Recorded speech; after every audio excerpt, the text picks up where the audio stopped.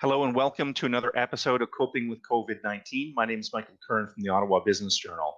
Today we go once again behind the headlines to take a look at some of the biggest business stories of the week. This week, in terms of local business news, was certainly punctuated with news from Shopify about future plans for its office space.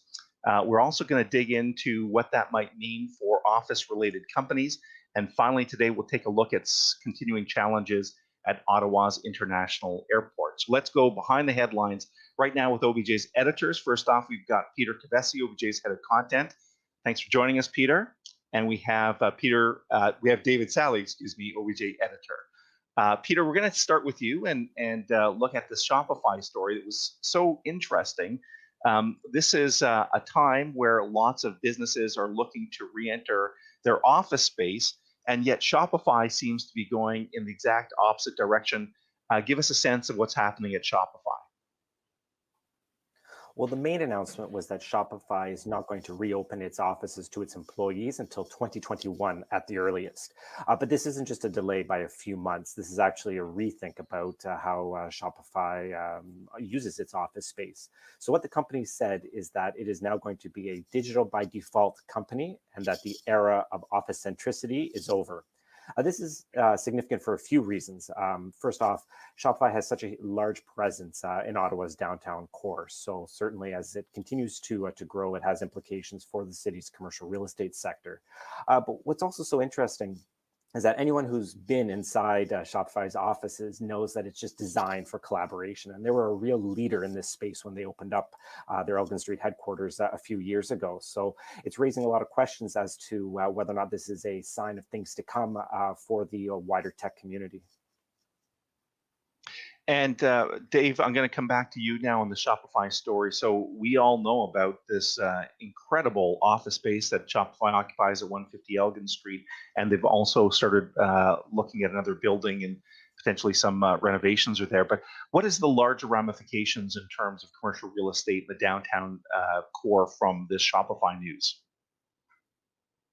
Well, Mike, I did speak earlier today with a couple of very prominent real estate brokers in Ottawa, Nathan Smith from Cushman and Wakefield, and Ike Alaferis from Marcus and Millichap, and they actually both agreed that they feel that the overall implications of this might be a little overblown, that it won't be as dramatic as what you might have seen at first glance from the headlines yesterday, that ultimately they both feel that Shopify, while yes, it will encourage many of its employees to continue working from home once the quote unquote new normal resumes, that in fact it will find that as the three C's, as Smith called them, collaboration, creativity, and culture, are best served by actually being in a face-to-face environment in an office building like they have at 150 Elgin.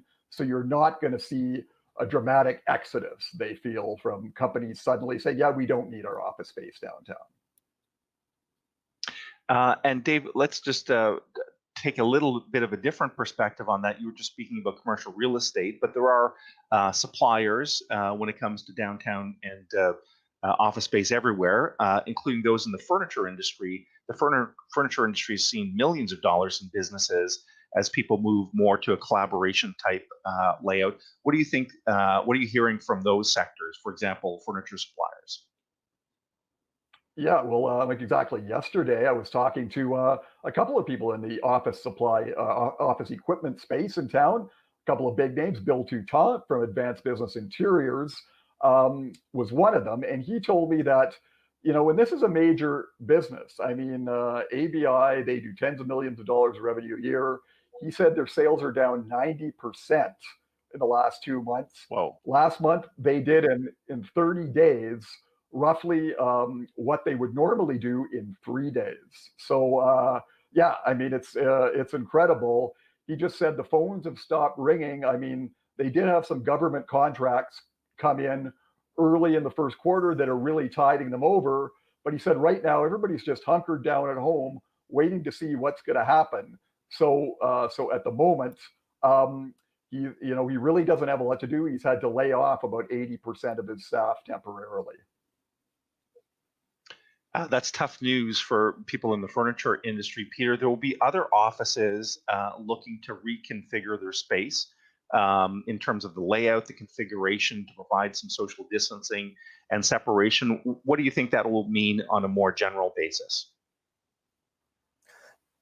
For me, a big eye opener was came a couple weeks ago when I was talking to EasyGuard. This is a spin-off of some West End companies, including Curran Construction. So they're going 16 hours a day pumping out plexiglass shields. And what was interesting to me is that they're not just manufacturing these for service counters and cash registers.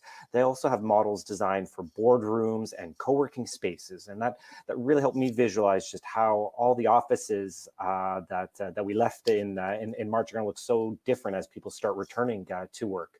So there are some furniture dealers out there, more broadly, that are hoping that they're going to have a bit of a bounce as employers start to retool their workspaces with things like partitions, removable walls, and just other components that will still enable all that collaboration that we were just talking about a moment ago, while still respecting physical distancing. Well, it'll be fascinating to see how all of this plays out. Dave, we're going to move on to our last story of the day. It involves the Ottawa Airport. The airport, like we just heard from some of your responses, have been severely impacted. The statistics for travel and volume of people moving through the airport is incredibly low. What's the latest, Dave? I think you had a chance to speak with some officials at the airport. Yes, I did, Mike. Earlier this week, I talked to Mark LaRoche, the president and CEO of the Ottawa International Airport Authority. And yes, he told me the financial picture at the airport is grim, to say the least. He said the airport will likely have to borrow in the range of $150 million over the next 2 years just to cover its operating expenses. And that's simply because there are no flights landing and taking off from the airport these days.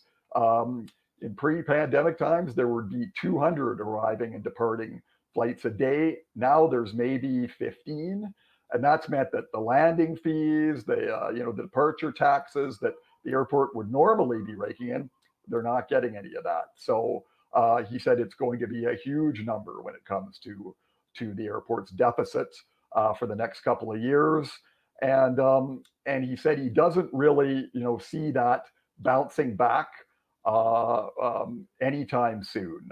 He said it won't be until probably 2022 at the earliest before we really start to see a rebound in any type of significant rebound in air traffic. And so that's caused the airport to put all kinds of projects. Most capital projects have been put on hold, including the much ballyhooed revamp of their concessions. So, Peter, that's tough news for sure. As we're seeing on screen, though, there is some signs that domestic travel might recover. So, give us a sense of what might happen from a domestic perspective and how it might help the airport. So at the moment, the airport is expecting to see Air Canada and WestJet add a few more flights to their domestic schedule in June. Additionally, they're also expecting Delta to resume its regular Ottawa to Detroit route. This centers around the hope that there will be a bit of an uptick in domestic travel as the summer season approaches. Now, there are no guarantees. The airlines could change their plans. But there was a bit of related news yesterday, and that was that Via Rail is going to be adding one more round trip between Ottawa and Toronto. Let's be clear; these are very, very modest additions. We're going from 1 to 2 round trips to Toronto. It's down from about 10 on a regular day, and we're still just sitting at 1 trip between Ottawa and Montreal per day. But if we are looking for a little bit of good news, is that those companies and operators on sort of the front lines are seeing enough signs of increased demand to very, very slowly be adding a bit of capacity, which can, give us a little bit of hope that possibly the worst is behind us and that we are slowly inching towards a broader recovery. Yeah, it does make you think in the long term what we're looking at here.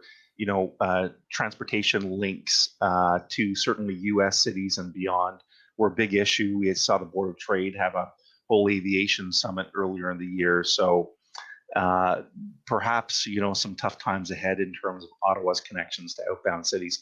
But listen, Dave, we're going to start wrapping up here, and curious to know what you'll be working on next week. What's on your docket? Yeah, well, among other things, Mike, I am in continuing with the real estate theme. I'm going to be talking to a number of people in the industry across town, just about what the new look office environment will look like when people do start trickling back into the office, which will likely begin sooner rather than later. There's all kinds of speculation as to just how laid out and the whole structure of work, and whether it's scheduling or whether it's how people are spaced out in their offices. There are going to be all implications. But yeah, I'm going to be exploring that, and you'll see more on that later next week on obj.ca. Okay. Well, thanks, Dave. We'll look forward to that. And Peter, give us a sense of what's coming up from your perspective. I know you're working and doing double duty on Techopia Live. You've got an interesting guest coming up, I think. Yeah, I'm really looking forward to next week's episode of Techopia Live. We're going to be interviewing G Batteries. This is a really cool clean tech company with a mission to be able to charge an electric car in the same amount of time as it takes to fill up a tank of gas. So lots going on with that company. In addition to taking a look at some of their recent developments, we're also going to be exploring a topic that's affecting a lot of early stage startups and entrepreneurs at the moment, which is how can you find that valuable mentorship and networking opportunities at a time when so many of us are working at home and physically distancing. Well, lots to look forward to next week. So please continue visiting us on a regular basis on obj.ca. This particular podcast is available, as most of you might know, on video, but we've also moved on to Spotify, Stitcher, and SoundCloud in an audio format, so you can listen while you're at the gym, or maybe driving your bike, or doing some exercise driving your car. So that's it for this week. Thank you on behalf of Peter Kovessy and David Sali. I'm Michael Curran at the Ottawa Business Journal. Please stay tuned for more continuing coverage. Thank you.